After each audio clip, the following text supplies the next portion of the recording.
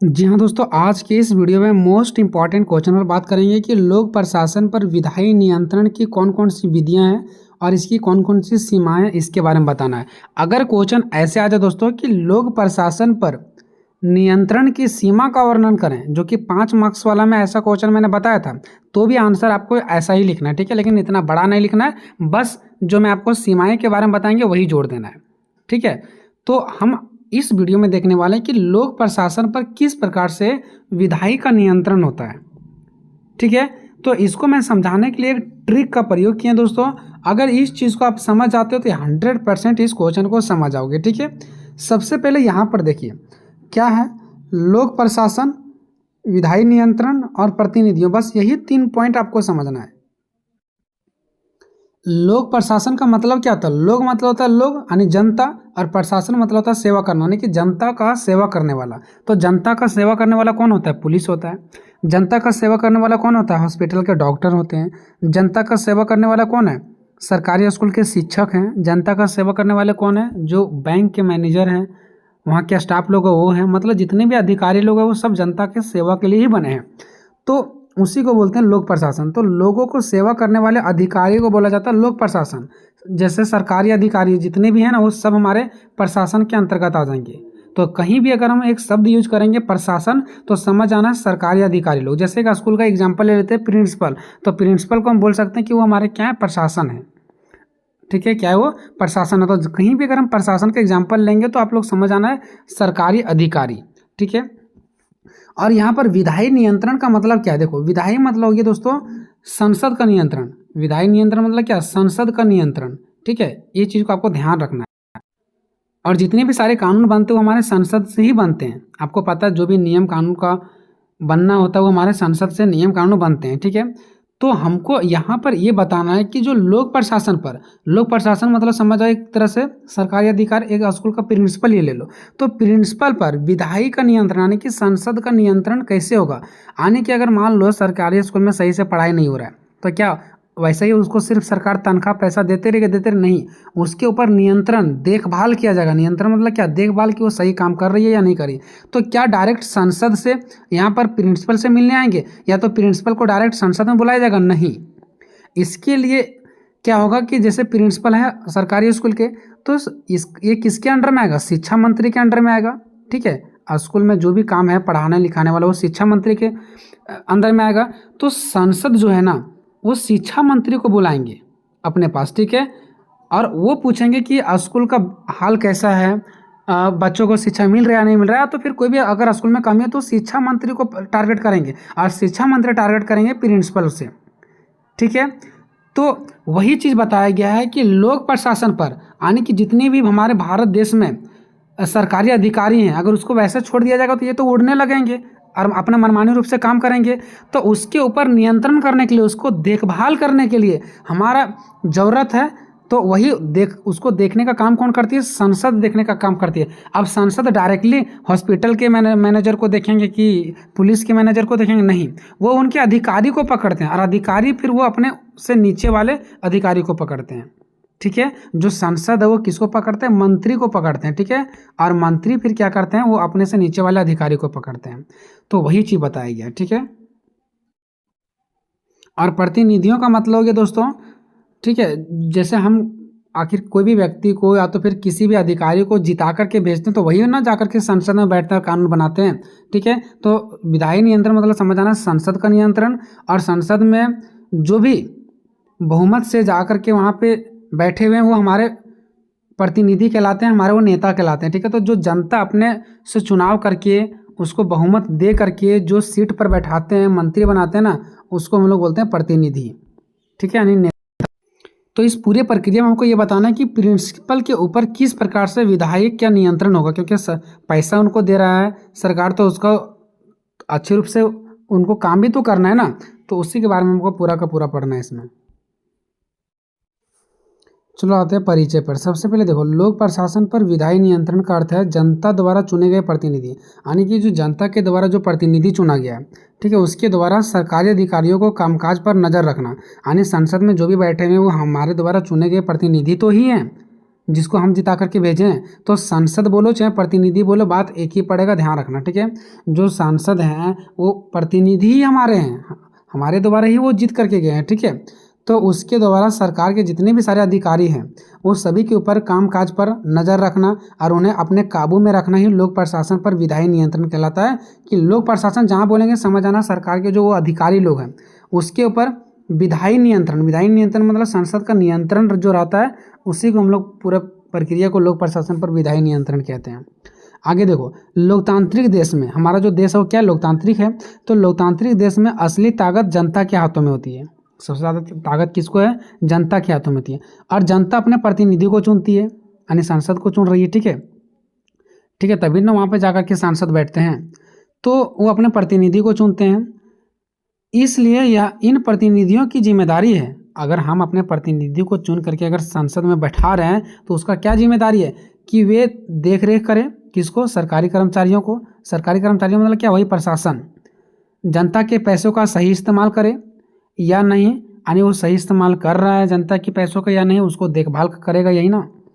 और कानून के मुताबिक काम कर रहे हैं या नहीं कर रहे हैं, अपने मनमाने ढंग से कर रहे हैं। कोई भी अगर ज़्यादा बोलते हैं चाहे जनता के साथ गलत करते हैं तो उसको सस्पेंड भी कर दिया जाता है। तो ये सब चीज़ें, इसके ऊपर देखभाल होगा तभी तो ऐसा वो जो नीचे अधिकारी लोग हैं वो अच्छा से काम कर पाएंगे ना। आगे देखो, लोक प्रशासन पर विधायी नियंत्रण की विधियाँ, आने की लोक प्रशासन पर आने की जो सरकारी अधिकारी लोग हैं उसके ऊपर संसद का जो देखरेख होता है, तो वो देखरेख का तरीका कैसा है, मतलब कौन कौन सा तरीका से वो देखरेख करते हैं, उन लोग का जांच पड़ताल करते हैं, कौन कौन सा तरीका से। तो 4 तरीके हैं जांच पड़ताल करने का, ठीक है। पहला तरीका देखो, नीति निर्धारण और कानून बना करके, यानी कि नीति को बना करके और कानून को बना करके अधिकारियों को सौंपा जाता है।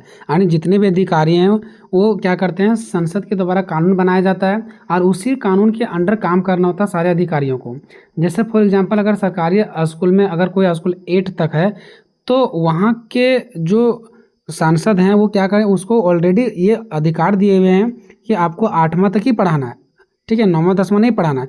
तो वहाँ के जो प्रिंसिपल है वो उस कानून को, वो उस नीति को पार नहीं कर सकते, नहीं तो उसके ऊपर कानून कार्रवाई करवाया जाएगा, ठीक है।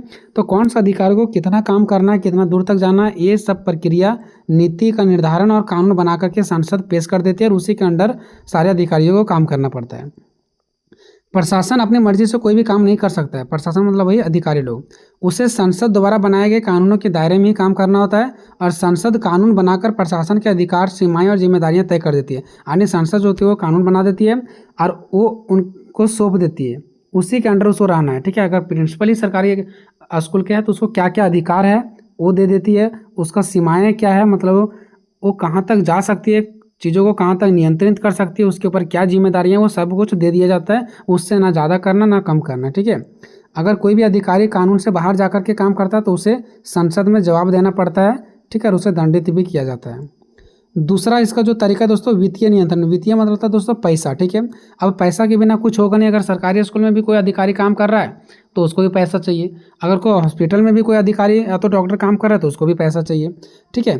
तो दूसरा ये पैसा वित्तीय नियंत्रण, यानी कि वित्तीय नियंत्रण में किस प्रकार से देखभाल करती है वो देखिए। पैसा ही प्रशासन की जान है, मतलब अधिकारी लोगों की जान है। बिना पैसे के कोई भी विभाग काम नहीं कर सकता है, मतलब कोई भी अधिकारी लोगों का विभाग काम नहीं कर सकता है, निश्चित सी बात है। इस पैसे पर पूरा नियंत्रण संसद का होता है, संसद जैसा चाहेगी वैसा करिए। अगर उसको लगेगा कि नहीं यहाँ पर 2 ही रुपये का खर्चा, इस अधिकारी को 2 ही रुपये दिया जाना चाहिए तो वो 2 ही रुपये देंगे, ठीक है।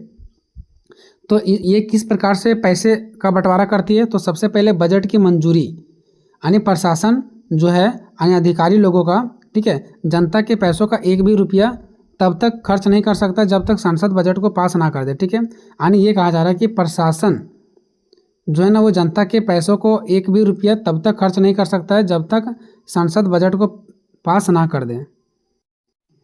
यानी जितने भी सारे अधिकारी लोग हैं उनको अगर मान लो 10 रुपये जनता में बांटने के लिए मिला है तो वो 10 रुपये ही बांटेंगे, ठीक है, और वो तब तक नहीं बांटेंगे जब तक संसद का बजट पास नहीं हो जाता है। अगर मान लो पैसे के रूप में भी अगर कुछ करना है तो उसके ऊपर भी संसद का क्या होता है, दबदबा रहता है, जिस प्रकार से संसद बोलेंगे वैसा ही काम करना है। नेक्स्ट है कटौती प्रस्ताव।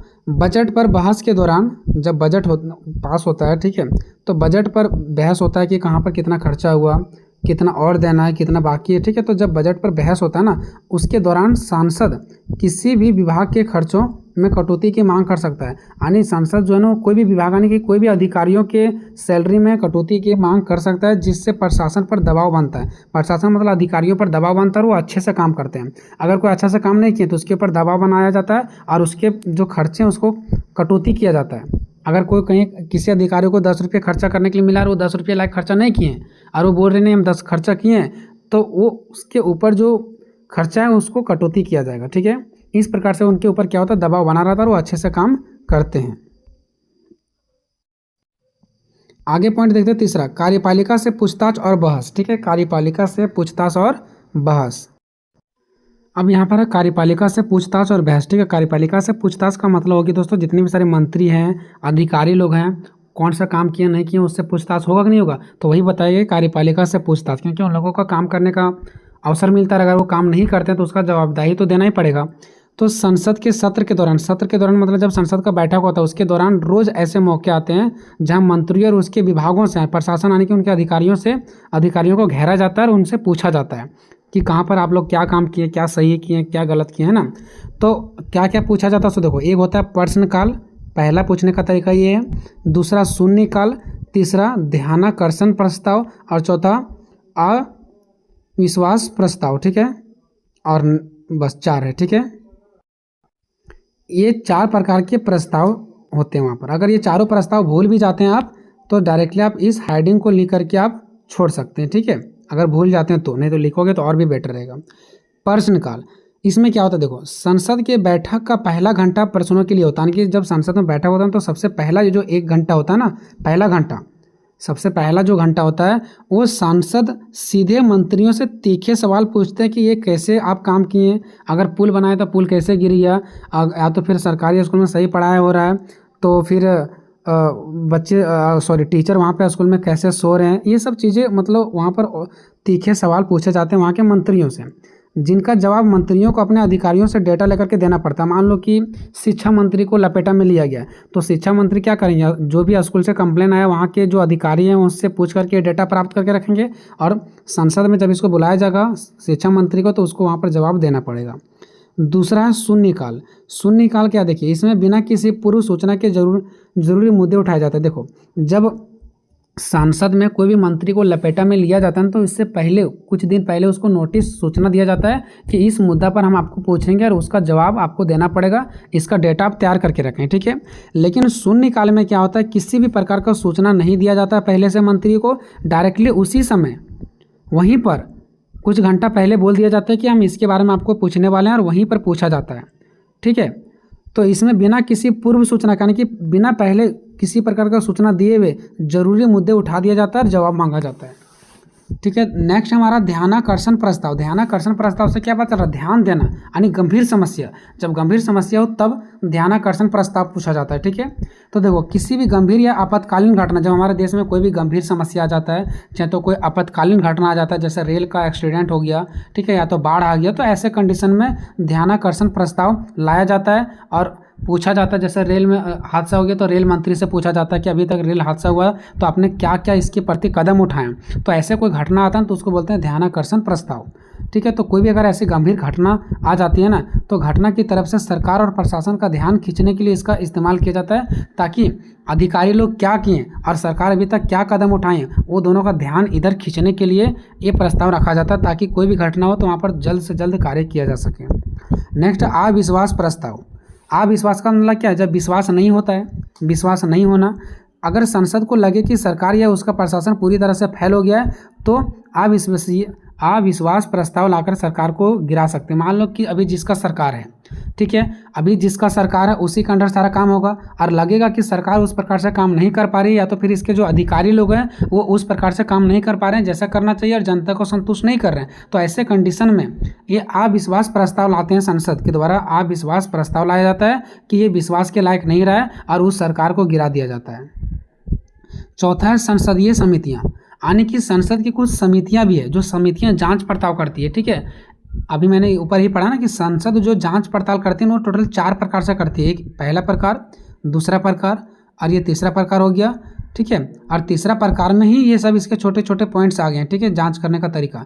और चौथा ये जो जांच करते हैं वो संसदीय समिति, कुछ समिति के द्वारा क्या करते हैं, जांच करते हैं। जैसे देखो, संसद के पास इतना समय नहीं होता है कि वह हर विभाग यानी हर अधिकारी के विभाग के अच्छे से जांच पड़ताल कर सके, ठीक है, हर बारीकी काम को देख सके, इसके पास इतना समय होता नहीं है। इसलिए वह छोटे छोटे समितियाँ बना के रखी है ना, जिनसे वो क्या करती है, संसद शामिल होते हैं और उसमें संसद शामिल होते हैं। ये नहीं कि 4 गो समिति बना दिया तो उसको छोड़ दिया, नहीं, उसमें भी संसद शामिल होते हैं और बस अलग अलग सबको काम दे दिया गया, ठीक है। ये समितियां अधिकारियों को बुला करके फाइलों की जांच करती है, मतलब संसद अकेले काम को नहीं कर पाएगी, इसलिए अलग अलग समितियां बना दी है और उनको काम दे दिया गया और वो क्या करती है, अलग अलग अधिकारियों को बुला करके उनके फाइल जांच करती है। जैसे एक हमारा समिति है लोक लेखा समिति, ठीक है, एक समिति बनाया गया लोक लेखा समिति, या ये चीज़ को देखती है कि रिपोर्ट के अनुसार पैसा सही खर्चा हुआ या नहीं हुआ, ज़्यादा खर्चा हो गया कि कम खर्चा हुआ, जितना रिपोर्ट में बताया गया तो उतना खर्चा हुआ या नहीं हुआ। उसके बाद दूसरा है प्राक्कलन समिति, यह इस चीज़ को देखती है कि प्रशासन में यानी अधिकारियों में फिजूल खर्ची कैसे रोकी जाने की, जो फालतू का खर्च हो रहा है तो उस चीज़ को कैसे रोका। जैसे मान लो कि अगर सरकारी स्कूल में अगर महीना में खर्चा जा रहा है 50,000, तो 50,000 में ये चीज़ देखा जाएगा कि फालतू का खर्चा कहाँ पे जा रहा है, उस खर्चे को कैसे रोका जाए, ठीक है। तो एक दूसरा इसका समिति है। और तीसरा समिति है इसका दोस्तों सरकारी आश्वासनों संबंधी समिति। आश्वासनों का मतलब क्या होता है, आश्वासन देना यानी किसी को विश्वास दिलाना, ठीक है। तो जो विश्वास दिलाया गया था क्या वो काम सही हुआ या नहीं, यानी कि इसमें यह देखा जाता है कि मंत्रियों ने संसद में जो वादे किए थे, मंत्री लोग जो संसद में वादे करते हैं कि हम ये पैसा में इतना कुछ बना देंगे, क्या उस वादे को पूरा किए, क्या वो अपने विश्वास पर खरा उतरे, ठीक है, इस चीज़ को देखा जाता है। तो प्रशासन ने उन्हें पूरा किया या नहीं, यानी कि जो उसके अधिकारी लोग हैं वो उसको पूरा किए या नहीं किए, उसके आश्वासन को, जो उसने आश्वासन दिया था कि हम इस चीज़ को करेंगे, उसको जांच पड़ताल किया जाता है। अब हम लोग देखते हैं दोस्तों विधायी नियंत्रण की सीमाएं। अभी तक हम लोगों ने ये देखा कि जो सांसद हो किस प्रकार से छोटे छोटे अधिकारियों और मंत्रियों का जांच पड़ताल करते हैं। अब हम देखेंगे इसकी कमियां, यानी विधायी नियंत्रण की सीमाएं। सीमाएं का मतलब ये रुकावट, ठीक है। रुकावट का मतलब ये हो गया कि देखिए विधायी नियंत्रण यानी संसद के पास इतना समय है नहीं कि वो हर एक विभाग जाकर के या तो हर एक अधिकारी के पास जाकर के जांच पड़ताल करे, ठीक है, इसके पास इतना ज़्यादा समय है नहीं। इसके कारण काम जो है ना वो थोड़ा सा क्या हो जाता है, लूज हो जाता है, धीमा हो जाता है। इसी को बोला जाता है रुकावट। यानी विधायक जो यानी संसद जो पूरा प्रयास करती है कि हम क्या करें, सब जगह जांच पड़ताल करें, लेकिन उस हिसाब से वो नहीं कर पाती है, यानी कुछ रुकावट हो जाती है। उसी को बोला गया सीमाएं, कि विधायी नियंत्रण की कुछ सीमाएं बताओ जो ये काम नहीं कर पा रही अच्छे से, उसके बारे में बताना है। देखो तो समय की कमी, सबसे एक पॉइंट यहाँ पर भी था दोस्तों, इसको मैंने अंडरलाइन करने के लिए भूल गया, कलर करने के लिए भूल गया, ठीक है। पहला यहाँ पर लिखना है समय की कमी, दूसरा है तकनीकी ज्ञान का अभाव। समय की कमी, संसद के पास साल भर में बहुत ही कम बैठक होती है, इतना ज़्यादा बैठक कराने इसका पॉसिबल नहीं है, ठीक है। इतने कम समय में हजारों सरकारी विभागों और लाखों फाइलों को जांच करना बिल्कुल मुश्किल है, नहीं कर पाएंगे इतना। तो इसका जांच में रुकावट आ गया कि नहीं आ गया, है ना। दूसरा तकनीकी ज्ञान का अभाव, इसके पास तकनीकी ज्ञान है नहीं, उसकी वजह से ये सही से जांच नहीं कर पाते। आगे देखो, आज का प्रशासनिक बहुत ही जटिल हो गया। प्रशासनिक मतलब अधिकारी लोग जो काम करते हैं ना, उसका जांच पड़ताल करना बहुत ही जटिल हो गया। क्यों, देखो आज का हर एक काम तकनीकी हो चुका है। जैसे साइबर सुरक्षा, अब सांसद में बैठे हुए जो लोग हैं वो तो राजनीति जानते हैं, कंप्यूटर का ज्ञान तो उतना है नहीं। अंतरिक्ष, परमाणु ऊर्जा, क्या ये सब का ज्ञान है संसद में बैठे हुए सांसद को? नहीं है, ठीक है। तो ऐसे में क्या हो जाता है, उसका जांच पड़ताल अच्छे से वो नहीं कर पाते हैं। जटिल अर्थशास्त्र, ये सब चीज़ों का ज्ञान उनके पास है नहीं, जिसके वजह से वो अच्छे से जांच नहीं कर पाते हैं। क्योंकि सांसद में बैठे हुए वो राजनीति के होते हैं, उसको तो राजनीति का आता है, ठीक है। वे इन तकनीकों मामलों के विशेषज्ञ नहीं होते हैं, इसके बारे में वो नहीं जानते हैं, इसलिए वे अधिकारियों के तर्कों को आसानी से काट नहीं पाते हैं। इसलिए जो अधिकारी लोग कह देते हैं उसी का बात मान लिया जाता है, ये उनके बातों को काट नहीं पाते हैं, क्योंकि इनको धंसता ही नहीं कि वो चीज़ सही है कि गलत है। नेक्स्ट है कार्यपालिका का बहुमत। अब देखिए कार्यपालिका का बहुमत का मतलब क्या है। संसद में जो बैठे हुए सरकार हैं वो बहुमत की सरकार होती है, और जो हमारा सरकार बनती है वो ऑलरेडी सरकारी होती है, और उसी का बैठा हुआ बहुमत वाली सरकार संसद में होती है, ठीक है। अब मैटर फंसता कहाँ पे, वो देखिए, जिस पार्टी की सरकार होता है, यानी कि जो पार्टी की सरकार है उसी का संसद में बहुमत होता है, वही जाकर के संसद में बैठता है, मामला यहाँ पर है कि जिस पार्टी का सरकार है वही जाकर के संसद में बैठता है। अब मान लो कि कोई भी चीज़ अगर कमी निकालना देश में, तो वो कमी तो निकालेंगे नहीं, क्योंकि उसी सरकार का बदनामी होगा। इसलिए सरकार अपने बहुमत के दम पर अधिकारियों की गलतियों पर पर्दा डाल देती है। इसलिए क्या करती है पता है, सरकार जो है ना वो अपने बहुमत के दम पर, क्योंकि उसको बहुमत मिला हुआ, वो तो अपना सरकार चला रही है, इसके कारण क्या करती है, जो भी अधिकारियों की गलती होती है ना उसके ऊपर पर्दा डाल देती है, मतलब उस गलती को उजागर नहीं करती है, क्योंकि सरकार भी उसी का और संसद में बैठा हुआ बहुमत भी उसी को मिला हुआ है। ठीक है, क्योंकि जिसकी सरकार होती है वही उसी का पार्टी हमारा संसद में होता है। ठीक है, और बजट या कानून को बिना किसी खास बदलाव के पास करवा दिया जाता है। अगर कोई बजट पास कराना हो, कोई कानून पास कराना हो, कोई बिल पास कराना हो, तो बिना उसके जांच पड़ताल को पास करवा दिया जाता है, आंख मूंद करके। अगर कुछ 1-2 पॉइंट आपको समझ नहीं आ रहा तो उसको हटा सकते हैं, क्योंकि मैंने 1-2 पॉइंट एक्स्ट्रा दिया है यहाँ पर। ठीक है, नेक्स्ट है कानून अधिकारियों का सौंपना। अब देखो, कानून अधिकारियों को सौंपना, संसद के पास इतना समय है नहीं कि वो सारी चीज़ों को खुद से संभाल सके। मजबूरन में आकर के क्या करते हैं, जो छोटे छोटे अधिकारी है कुछ नियम कानून को उसी के अंडर सौंप देते हैं। अब वो अधिकारी लोग जैसे मर्जी वैसे वो चलाते हैं। समय की कमी के कारण संसद केवल मोटा मोटा कानून बना देती है, और उसके अंदर की जो बारीक और नियम कायदे छोटे छोटे कानून होते हैं उसको अधिकारियों को सौंप देते हैं। इससे क्या होता है, प्रशासन अन्य अधिकारियों के हाथ में बहुत ज़्यादा ताकत आ जाती है और वो अपने आप को हीरो समझने लगते हैं। ठीक है, नेक्स्ट है पोस्टमार्टम की तरह जाँच। जैसे मान लो कोई व्यक्ति बीमार पड़ा हुआ है, उस समय डॉक्टर उसका सही से जांच नहीं किया, जब वो मर जाएगा तब उसका बढ़िया सा पोस्टमार्टम होता है कि क्या हुआ था जिसकी वजह से वो मर गया। ठीक है, तो उसी प्रकार से यहाँ पर भी होता है। कोई भी अगर काम गलत हो रहा तो उस समय उसको रोका नहीं जाता, जब वो गलत हो जाता है, पैसे खर्चा हो जाते हैं, तब उसके ऊपर दिखाया जाता है कि ये काम गलत था। ठीक है, तो समितियां तब जांच करती है जब पैसा खर्च हो चुका होता है, यानी नुकसान होने के बाद सिर्फ गलती ढूंढी जाती है। अब बाद में क्या करेंगे, बाद में थोड़ी ना पैसा रिटर्न होने वाला है, उससे समय रहते रोका नहीं जाता है, तो फिर सुधारा नहीं जाता है। इसी को बोला गया पोस्टमार्टम की तरह जांच होता है यहाँ पर। नेक्स्ट है नौकरशाही का रवैया। अब देखेंगे कोई अधिकारी लोग बहुत ही ज़्यादा उबला होकर के या गुस्सा होकर के जनता के साथ व्यवहार करते हैं, तो कुछ तो ये भी देखा जाता है क्योंकि संसद का दबाव थोड़ा सा कम होता है, जिसकी वजह से वहाँ के अधिकारी लोग क्या होता है, अपने आप को मनमानी ढंग से काम करने लगते हैं। उसी को बोला गया नौकरशाही की रवैया, यानी कि उनके रवैये बहुत ही गलत होते हैं। अधिकारी फाइलों और नियमों के जाल में माहिर होते हैं। ये क्या करते हैं, किसी भी तरीक़ा से तोड़ मरोड़ करके अपना बिल पास करवा देते हैं, अपना जो हाजिरी अटेंडेंस है वो कर ही देते हैं। ठीक है, अधिकारी फाइलों और नियमों के जाल में माहिर होते हैं। कौन, नौकरशाही का रवैया, यानी कि जो अधिकारी लोग छल कपट करते हैं ना, वो किसी ना किसी तरीके से सरकार के पास फाइलें बना करके वो भेज ही देते हैं। जैसे मान लो सरकार को मिला हुआ है कि जनगणना करने के लिए, ठीक है, कि इस गांव में कितने लोग हैं या तो इस गांव में कितने लोग हैं इसके बारे में। ठीक है, अब लोग, अधिकारी लोग के पास इतना दिमाग है कि वो क्या करेंगे, अपने मन से फलाना व्यक्ति नाम लिख करके अपने से बैठा देंगे कि इसके इतने लड़के हैं, इसके इतने लड़के हैं। तो इस प्रकार से कह सकते हैं कि नौकरशाही का रवैया है। ठीक है, वे अक्सर जानकारी को इस तरह तोड़ मरोड़ कर पेश कर देते हैं कि उसमें कमियां निकालना आसान नहीं होता है, यानी उसमें कमियां नहीं निकाला जा सकता, इतना वो घुमावदार या तो तोड़ मरोड़ करके सामने पेश किया जाता है। ठीक है, एडिटिंग करके पेश किया जाता है ताकि सरकार उसको पकड़ ना पाए। अब देखते हैं दोस्तों निष्कर्ष।